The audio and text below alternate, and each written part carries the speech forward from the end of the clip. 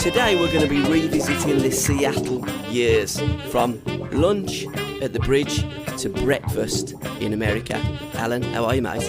All right, mate, I'm good, yeah. And when I say lunch at the bridge, because you were still playing at Arsenal, you were almost on the run from Terry Neal, you'd had the FA Cup final. You start the story because the connection came from a lunch at Stamford Bridge when you bumped into Bobby Moore. Yeah, I was, as you say, I'd gone AWOL and I wasn't getting on with the manager, so I walked out. I wasn't getting paid.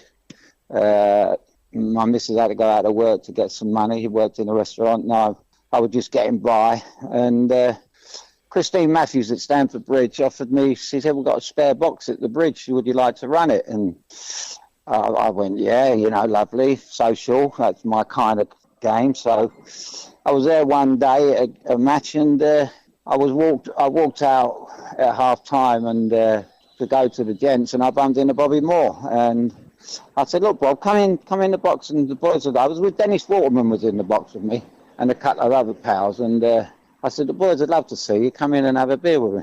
And I never thought no more of it. Anyway, he walked in after the game, and he said, what are you doing? Why aren't you? You should be out there playing. He said, you're 27. He said, it's ridiculous. You just waste. And he said, and then he mentioned that Jimmy Gabriel was in the restaurant and he'd been to Seattle and I would love it in Seattle and recommended it. And that's how it all came about. Now, Jimmy Gabriel, when we roll it back almost 50 years to today, he left his mark on you in 1969, didn't he? He did. He went over the top to me at Southampton. I was only a kid and finding my way in the game, but I did ask him about it when I was over there, and he said he was taking on some pill or something. His missus would give him something to liven him up or something. And he said, I got you mixed up with Ronnie Harris. I said, well, Jim, I said, I don't think so. I said, I had hair down my back and Ron had short back and sides. I said, how can you get us mixed up? He said, well, that just shows you how this pill was working, But it was lovely because Jimmy, I knew Jimmy as well. We went on a trip with Chelsea and Southampton, and we got together socially. So I knew him. I knew of him, and I knew about him, and I knew he was a real good bloke. And I was more than happy to sign for him. And Southampton, they were a social team, literally, wasn't they? Bill Shankly had a name for the Southampton team, didn't he? He called them the Owl House team, didn't he? After, they had a brawl at Anfield or at Southampton. But they could drink, but they could play as well. I mean, they had some good players, at that time. I mean, I watched them play the year before at the Bridge when they beat Chelsea 6, and Ron Davis and Martin Chivers and young Mike Shannon was playing. That's a kind of trio they had up front, which today would be something phenomenal, really, when you think of British players. And this so they were a very, very good team, and obviously they had Jimmy in midfield. Jimmy would have played a lot more for Scotland had Jim Baxter not been playing, and also a little fella called Brian O'Neill who would kick his own granny if he had to, So they were a tough unit, Because this is the thing, people say, well, players in the past, it was all about socialising. It was, they used to go on the Raz after the game, they'd drink before games, they'd drink after games. Back in them days, it was a totally different game. But the one thing that I've always maintained, and books that I've read, is that you guys, you did play hard, but you trained even harder, didn't you? Yeah, well, that was, it becomes second nature to me. I knew I had to, I knew that my strength was all in, I didn't have it in upper body strength. Someone like Tony Curry was very strong upstairs, and we had to make the most of what we had. And then my strength was in my running, really. I knew if I kept myself fit and could outrun an opponent, then, the skill I had would see me through when they were tiring at the end of the game. I used to make more goals at the end of the game than I did any time. And I remember when Ericsson took over England and they was changing the team at half time, I said to someone, I said, I wouldn't have been no good playing under Ericsson because I didn't start running on till late in the game, and by that time he would have pulled me off at half time. You know, he was changing 11 players at half time, which was quite ludicrous because some players get stronger as the game goes on. But again, I was certainly one of them. With some of those friendlies, it does make a mockery of it, and also just before you left, while you was at Arsenal, you know, people say, "Oh, Hudson, he was the one that turned down England to play against Brazil," but again, it's not as simple as that. You had a late call from Ron Greenwood. You wasn't particularly fit, and playing against one of probably the greatest team on the planet wouldn't have been ideal for you at that time, and wouldn't have been ideal for England neither, would it? Well, I think once again, you know, managers. Yes. The first thing I would do as a manager, I would ask the player how he was and if he was fit, and it's something that amazed me with Arsenal, really, because I didn't really have a proper medical and I was injured there. Mm-hmm. And it was so unprofessional for a big club like Arsenal. I mean, it couldn't happen today. I wouldn't have passed a fitness test with this abdominal problem I had. And in fact, they shouldn't have bought me, really, in the state that I was in. Yeah. But Stoke were desperate for the money because of the roof blowing off. And, you know... they kind of thought, well, we're getting rid of Alan Ball, we'll bring him in, you know. So it was a change of events which didn't really make much sense for anybody.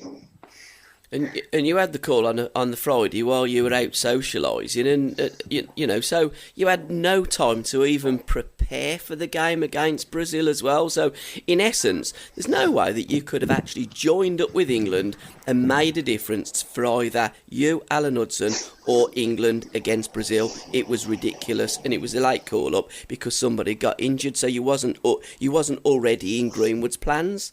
Well, it was actually a Sunday, Paul, because we played on the Saturday and at Highbury, I think, and I was in my local on the Sunday night, and obviously the squad gathers on a Sunday to play the game on a Wednesday, so I was in my local on a Sunday night, and somebody shouted out my name. You wanted on the phone? It's Ron Greenwood. I told him where to go because I thought someone was kidding me, and it was him, but.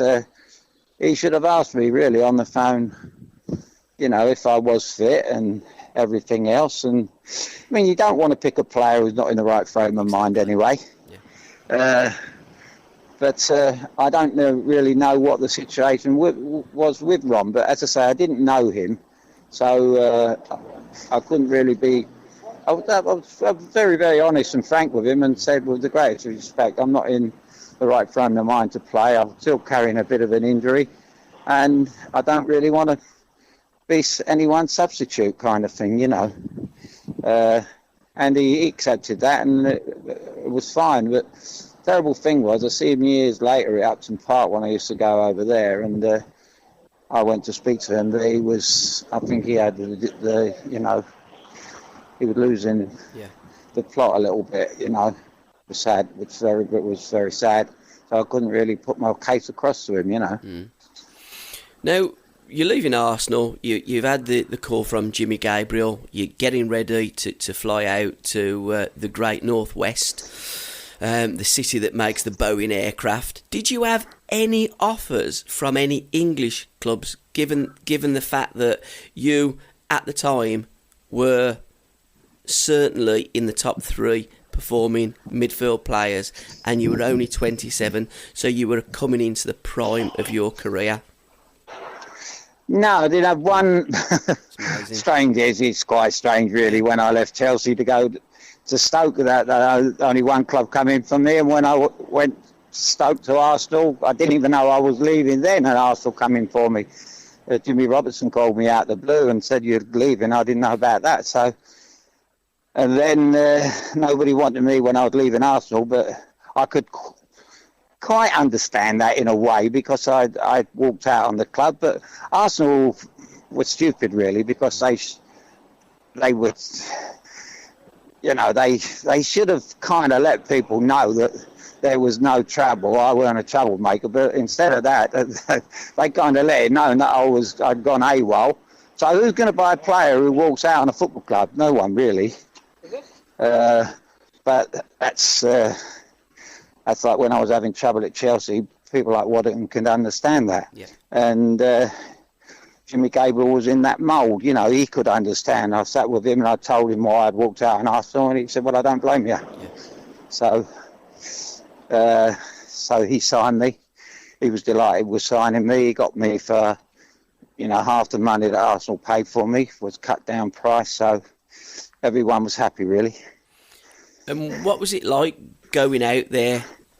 I'm guessing you didn't know much about the NASL prior. You'd seen bits because we were all aware of how big the American scene was in the 70s with George going out there, Pelle's out there, Cruyff. Everyone and everybody is over there in America. But what did you know about Seattle before you arrived there, Al? I knew absolutely nothing about Seattle at that time, only what Bobby told me. Mm-hmm. And I didn't even know that Jeff Thurston. There was quite some players I knew that played over there before me, funnily enough. Jimmy Robertson, who was at Stoke with me. Tommy Baldwin had a spell there, was at Chelsea with me. But I knew nothing at all about the place. And it was quite strange, really, because I couldn't wait to get back playing. I really missed playing and keeping fit, and although I was out running every day. But then when I got there, I just fell in love with the whole city straight away. So that was quite easy to settle in.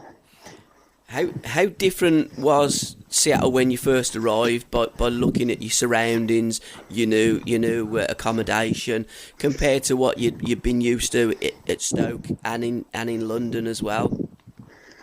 Well, I found it a breath of fresh air, because it was great over there, and I can see why George went there and other players went there, because they didn't know who we were. You know, you have a drink in Chelsea or Stoke and it all goes back to the manager, or, you know, they can't wait to make a phone call and say you're out. But over there, they don't even know you are. You know, nobody takes any notice. They don't know. You know, soccer players, as they call them, they don't know who we were.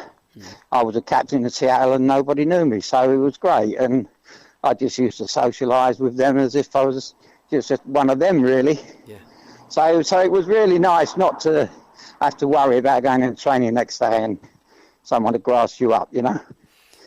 Now, in your brilliant book, the Working Man's Ballet, you wrote in one of your chapters that you were born to play in America, and looking at your lifestyle, reading your books, talking to you, get to knowing you, I think you were born to play there in the States. Everything that they had to offer was there for you, and it's almost as though, I know Stoke was the best time in your footballing career because you played your best football there, but at Seattle you seemed so settled and comfortable and literally like you was born to play there.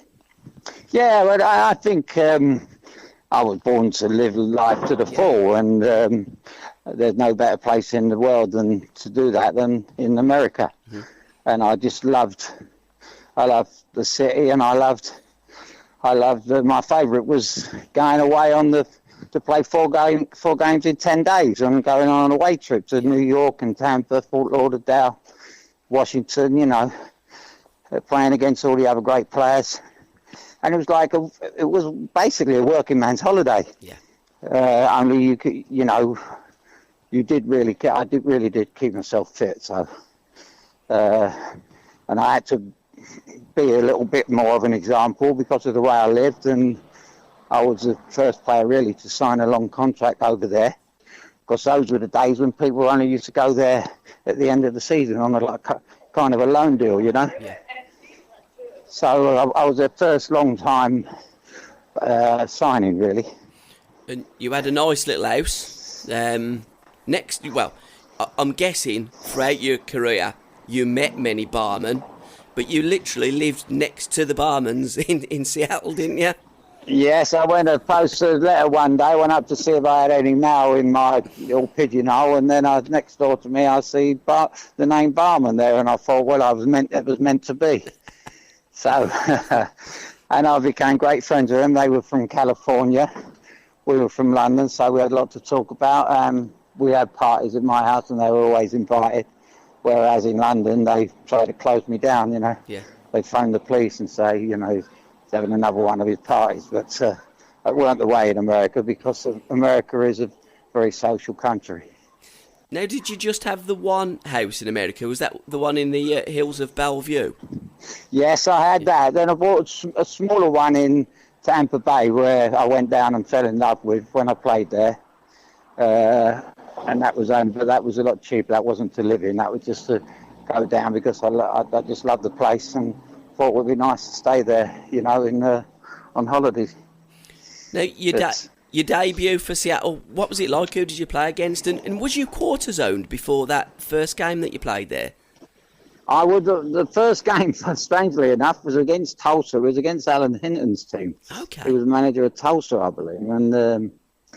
And I remember what they used to do in them days, because like us, they used to inject cortisone into. I still had that bad ankle, and I remember being injected, and the doctor obviously only injected me for the 90 minutes. And if you draw over there, then you play on and till a goal scored, or you go into overtime. So quarter of an hour each way overtime. So the drug had worn off, and I was running on this ankle which had been injected, and the thing had worn off. So I was excruciating pain, and I had to walk off.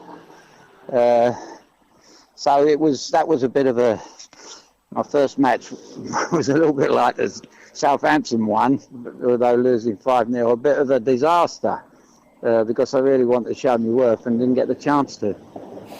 And again, America being a hot country, I assume, because Seattle is in the northwest. It's above California, isn't it? It's almost the opposite to where you put a postage stamp. I'm guessing the ground was quite hard. How did your ankle cope with that, or did they bring in the fire brigade? Our stadium was indoor with AstroTurf, and it had a bit of a sponge to it, so it wasn't as bad as some of the pitches over there, which were like playing on the M6. Yeah. And our training ground, Renton, it rained so much in Seattle, it was always wet, so that was always give that a bit of a soft touch on the surface. So I got through it all right. But I say to people quite regularly, they say, you love the sun and you love being out in the sun. And I did. I said, but I was in Seattle for 4 years and we hardly got any sunshine, but I never noticed it because I was enjoying myself so much. It was such a great place to be. There's so much to do, and the people were great, and I was just born to live there, and that's when I started writing the book, The Working Man's Ballet, and I remember the first night I thought, this is going to be my resting place, and I was really convinced that I would never come back, but then just when you think you've cracked it, something happens. Again, we'll touch upon that a little bit later in this episode, but with all chapters of your life, there's something that just goes unbelievably wrong, isn't there? Well, yeah, I thought but this was a little bit later, when I went back to Stoke, when I was offered the manager's job by the chairman there, and he died on the morning of my getting to Stoke. I just don't know where I went that day. I don't know where my mind was. 1 minute I was on the train from London to Stoke thinking I was going to be the next Stoke manager. And then when I phoned the ground, as he told me to do, the girl on the reception told me he died 5 o'clock that morning or 6 o'clock that morning. So I'd have gone down the night before, I'd have probably been the manager. It's amazing, isn't it? So it's, things, we broke the record in Seattle as well. We broke the New York Cosmos record. We had a superb team. We played brilliantly that year. But the owners, who were great people, they were But they were a lovely Italian family, the Clucios. They just couldn't take the loss anymore. You know, I think we averaged 28,000, but for some reason they were losing money and they couldn't take it anymore. It might have been down to health reasons or something, but it was such a shame. And then we had, you know, when you get one bad American, you get a bad American, and that's what we got, who come in and took over. Now, you had some great times at the training ground, or before you even got there. A big box of US dollars and a goalkeeper. Talk to me about that. That was a bit of a situation, wasn't it? Well, the terrible thing about that is it was before I got there, and I had three great friends there, really. One was Roy Greaves from Bolton. One was Steve Buttle. He was a great player he played at Bournemouth, and he was a terrific player. I loved playing with him. And the other was a big 6'3", 6'4", overweight Russian American goalkeeper, and called Mike Ivanhoe. And I used to get on like house on fire with him. And he was like a scout. Wherever we went over the country, he would go and find all the bars and everything else. He was like the lookout. And just before the 6 months before I got there, the story goes that he got into training, and he was out of season. He was working for his dad in the bank, and he embezzled the bank. And two of my pals, Adrian Webster and Tommy Jenkins, they got to training, and he said to them, "Do you want to train today, or do you want to go to Vegas?" So they thought he was kidding, and they said, "Well, what do you mean?" And he opened the trunk of his car, and there were like all these dollars. He embezzled the bank, and he was on his way to Vegas. So off they went. The three of them went to SeaTac Airport and flew to Vegas instead of going in the training ground. And I think that had I been there, I'd have been there with them. And I believe they went there for a long weekend and was there for about 10 days and never come out of the room. What happened when they come back to Seattle? Didn't Jimmy Gabriel go ballistic? Well, I think it might have been a pre-season or something. But I think Jimmy was so short of players at that time, he couldn't really do anything because he needed them. I mean, he was an unbelievable character. Ivanhoe was I tried my hardest when I was captain and then became assistant coach. I tried my hardest. I sat him down one day. We were at my house having a drink, and I said, "Look, you've got to go on a diet, and you've got to start training better. You know, you got to lose some weight, or you know, you got to start playing." Because we have another fellow, a German American called Jack Browne, who was a very good goalkeeper, and I said, "Come on, give him a fight for your place, you know." But it was too much for him. He couldn't do it. He was too busy enjoying himself. So bless him. But he was a great pal of mine.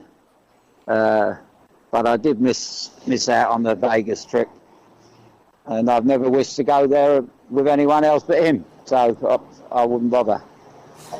Now, some of the great players that you played against in America, you played against Johan Cruyff. Well, Johan Cruyff, I've always said, is the best player I've ever played against because of the performances he put in against, you know, when we was on the field together. Mm-hmm. You know, there's obviously George and people like that, but he just happened to be phenomenal when I played against him. And we had a fellow over there called Bogacevic who played in midfield for New York. He was a big Yugoslav, fantastic player, and I loved him. I loved playing against him as well, and you really had to be at your best to play against him. And then they had the great Giorgio Shinaglia, who was at Swansea at one time, and they kicked him out, and he went there to break all the records over there, centre forward. He was like the mafia boss over there. You know, you went up to toss up the coin before a game with Giorgio, and he was like talking to Don Corleone. You know, it was fantastic, and he was such a gentleman. And you always know he'd score. So, you know, they were the kind of characters out there. You know, New York had so many players. I remember the first time I played at New York, they had you'll know this fellow, played at Coventry, Steve Hunt. Yeah. Not long before he'd been in the England team, and yet he was on the bench. He couldn't even get in their team. That's how good they were. So they had players from all over the world.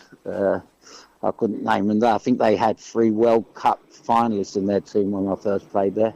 3 Dutch World Cup winning teams that played against West Germany. And I'm guessing, being a massive fan of Frank Sinatra, you loved New York, and One for My Baby was... Well, yeah. I mean, it was really New York and Chicago with Frank. It was all the piano bars in New York and the restaurants in Chicago. It was like mafia time, which are my favourite movies and my favourite music, my favourite kind of generation, if you like. I'm still reading The Godfather today. So I did love that side of it, and the characters in these places. It was terrific existence. You couldn't get in. They talk about London, the greatest city in the world, but New York was something else.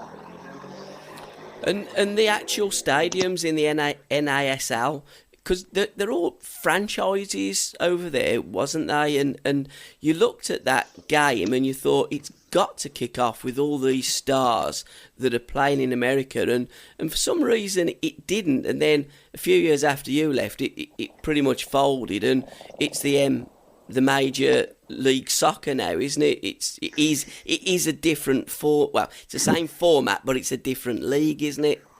Well, I always knew that they would come forward, because it was just a matter of allowing them kids to grow up, and there was so many British over there that their kids and grandchildren would grow up and they would have the opportunity to play, and that's all come to fruition now. It's all and there's players from all over the world, Hispanic, and so many different players. In LA you play against them, in Chicago you play against the Germans. It